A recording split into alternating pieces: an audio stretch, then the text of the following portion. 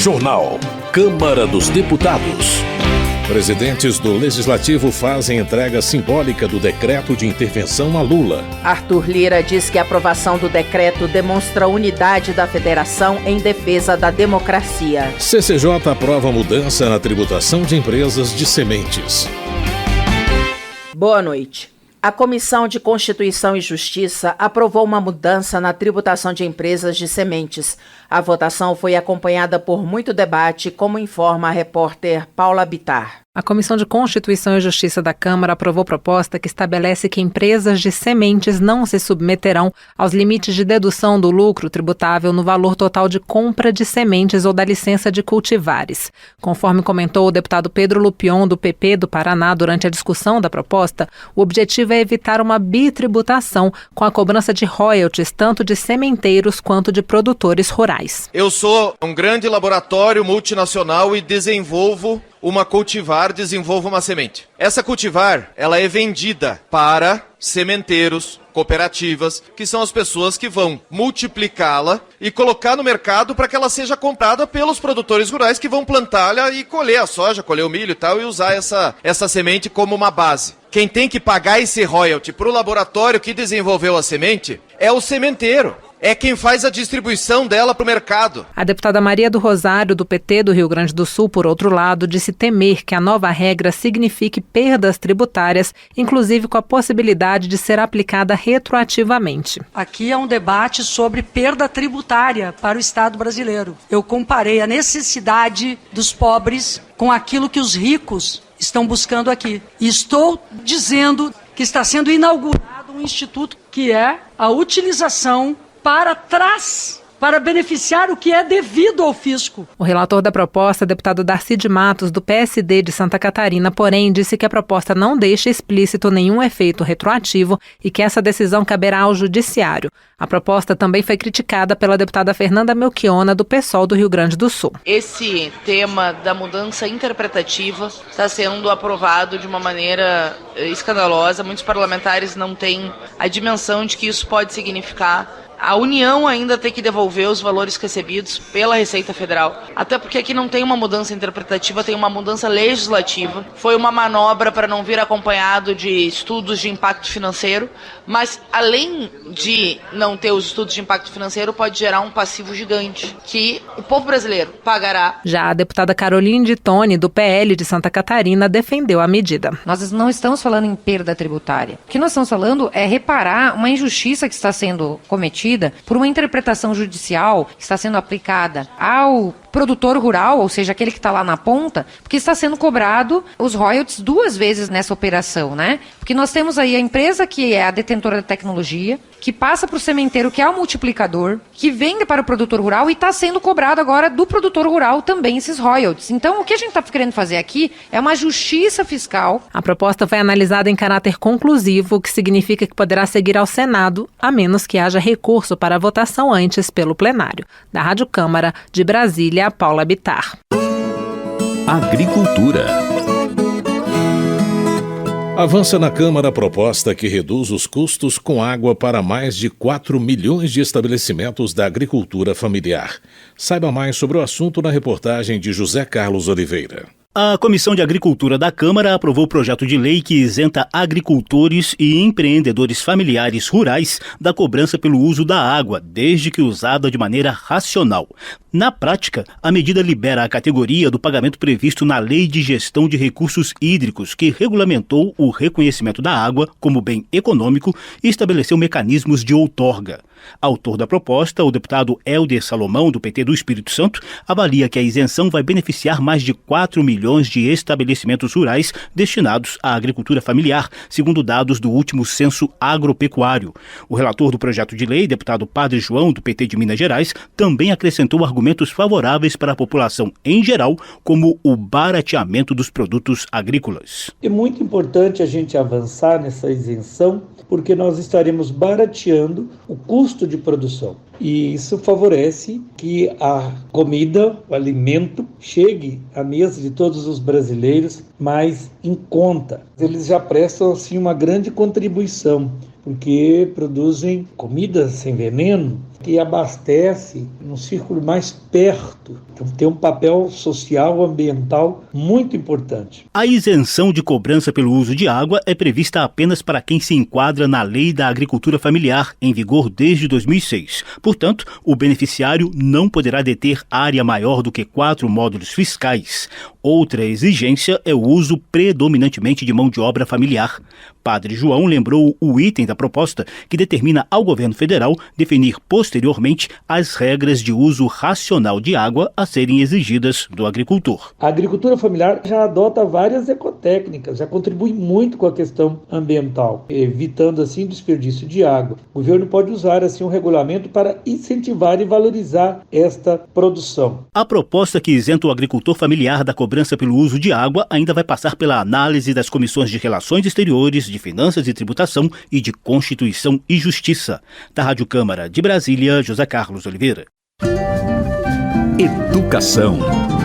Aprovado na Câmara e no Senado, o projeto de Ângela Amin, do PP de Santa Catarina, que institui a Política Nacional de Educação Digital, aguarda a sanção presidencial. A deputada explica que o projeto visa promover a inclusão, a capacitação, a pesquisa e a educação escolar digitais. Segundo ela, não há motivos para não fazer valer a nova lei, uma vez que já foram destinados recursos para isso. Tem muito claro 3 eixos estruturantes, que é a inclusão digital, a qualificação digital e a pesquisa digital. Se questiona muito recursos financeiros. Nós ampliamos o dinheiro do Fundeb com recursos específicos para preparar o profissional da área da educação. E no leilão 5G foi garantido a conexão nas escolas. Então, acho que tem aí mecanismos para fazer com que essa educação evolua e não ter a desculpa de que recursos não existem. Ângela Amin acrescenta que deve ser viabilizado o desenvolvimento de planos digitais para as redes pública e privada de ensino, além de mecanismos de avaliação da educação digital e o estabelecimento de metas concretas a serem alcançadas.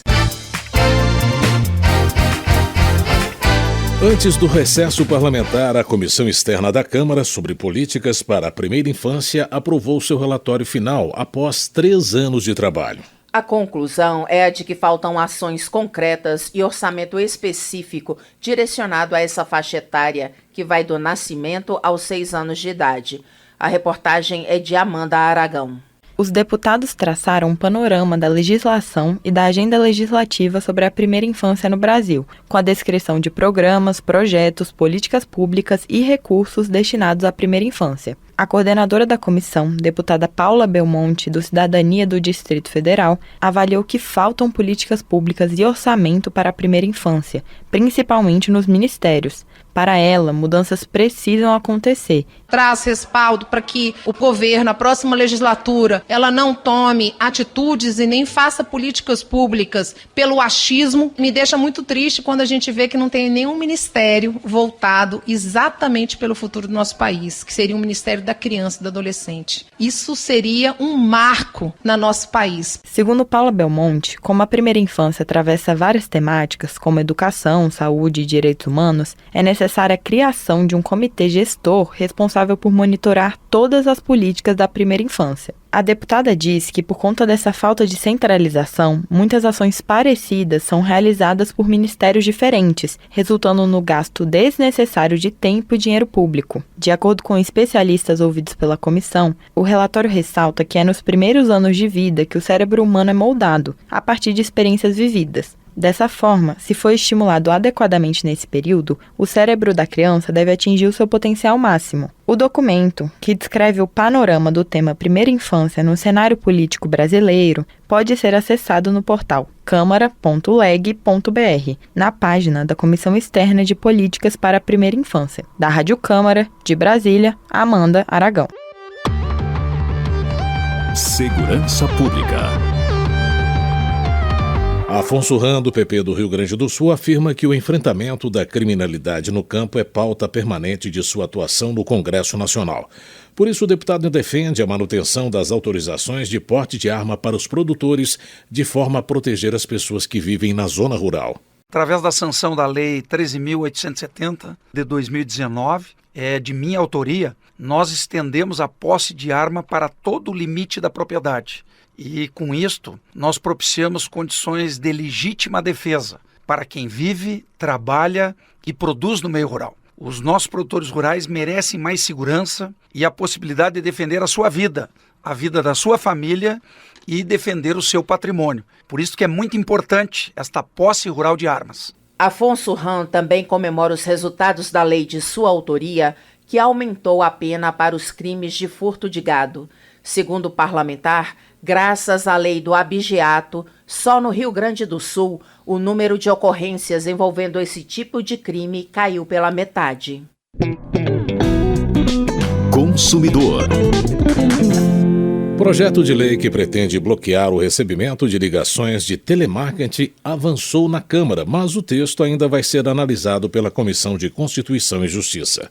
A reportagem é de Maria Suzana Pereira. Proposta já aprovada pela Comissão de Ciência e Tecnologia da Câmara, cria um cadastro nacional telefônico de proibição de oferta para bloquear vendas de produtos ou serviços aos clientes por meio de ligações telefônicas. O projeto de lei, que altera o Código de Defesa do Consumidor, impede também que os brasileiros cadastrados na plataforma recebam mensagens de serviços de telecomunicações. O registro tem validade de 1 ano, com renovação possível quantas vezes o consumidor desejar. O relator da proposta, deputado Luiz Miranda, do Republicanos do Distrito Federal, disse que o cadastro pode diminuir o tratamento abusivo que algumas empresas de telemarketing têm, quando ligam repetidas vezes para o cliente após o consumidor ter negado o produto. Mesmo assim, para o parlamentar, o projeto vai ajudar os dois lados, cliente e empresa. Certamente vai também dar segurança jurídica para as empresas de telemarketing, que quando forem acionadas juridicamente por estarem importunando uma pessoa, eles vão poder argumentar o seguinte: mas esse número não estava no cadastro único. Por isso que a importância da existência desse cadastro. Caso o projeto seja aprovado, os PROCONs serão responsáveis por realizar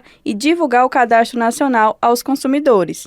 Já as operadoras telefônicas irão fazer a gestão do sistema, o que para o relator é uma medida desproporcional. As empresas não irão poder ligar para os donos das linhas telefônicas que estejam cadastrados há mais de 30 dias. Segundo o texto do relator, as empresas estão impedidas de ligar mais de 3 vezes no mesmo dia para o mesmo contato. Estas ligações devem ser realizadas de segunda a sexta entre 9 e 21 horas e aos sábados entre 10 e 16 horas. Hoje, já é possível evitar chamadas de telemarketing de 2 tipos de empresas: as prestadoras de serviços de telecomunicações, como TV por assinatura e internet, e as instituições financeiras que oferecem empréstimo consignado e cartão de crédito consignado. O bloqueio é feito pelo site Não Me Perturbe, aplicado pela Agência Nacional de Telecomunicações, a Anatel. O projeto de lei que impede ligações de empresas de telemarketing para clientes inscritos no Cadastro Nacional Telefônico de Proibição de Oferta